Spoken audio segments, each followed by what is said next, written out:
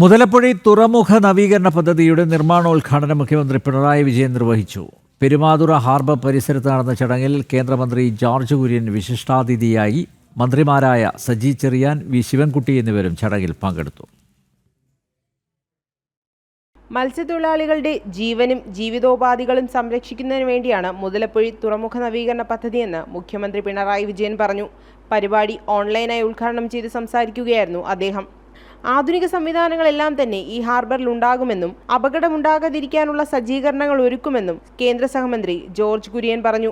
മത്സ്യപ്രവർത്തകന് എന്തെങ്കിലും അസുഖമുണ്ടെങ്കിൽ അദ്ദേഹത്തെ എയർലിഫ്റ്റ് ചെയ്ത് ആശുപത്രിയിൽ എത്തിക്കുവാൻ സാധിക്കും. വീട്ടിൽ എന്തെങ്കിലും ആവശ്യമുണ്ടെങ്കിൽ അതിനെത്തിച്ചേരുവാൻ സാധിക്കും. മാത്രമല്ല, എവിടെയാണ് കൂടുതൽ മത്സ്യം കിട്ടുന്നതെന്ന് ട്രാൻസ്പോണ്ടർ കാണിച്ചു കൊടുക്കും. ഈ ബോട്ടിന്റെ അടുത്ത് എവിടെയാണ്. തുറമുഖം കമ്മീഷൻ ചെയ്തതു മുതൽ ഇക്കാലം വരെ ഡ്രഡ്ജിംഗ് നടത്തിയിട്ടും വള്ളങ്ങൾ അപകടത്തിൽപ്പെടുന്നതും തൊഴിലാളികൾ മരിക്കുന്നതും പരിഗണിച്ചാണ് തുറമുഖ നവീകരണ പദ്ധതി കൊണ്ടുവന്നത്.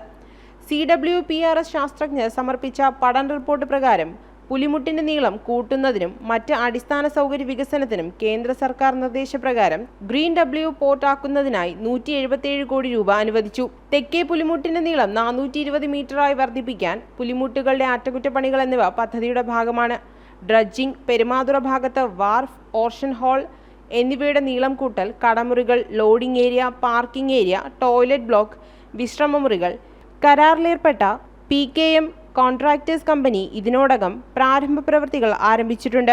പദ്ധതി ചെലവിന്റെ 60% കേന്ദ്രവും 40% സംസ്ഥാനവും വഹിക്കും. പെരുമാതുറയിൽ നടന്ന ചടങ്ങിൽ മുഖ്യാതിഥിയായ കേന്ദ്രമന്ത്രി ജോർജ് കുര്യൻ ഭദ്രദീപം തെളിയിച്ചു. മന്ത്രിമാരായ സജി ചെറിയാൻ, വി ശിവൻകുട്ടി എന്നിവർ ചേർന്ന് ശിലാഫലകം അനാച്ഛാദനം ചെയ്തു. ജനം, തിരുവനന്തപുരം.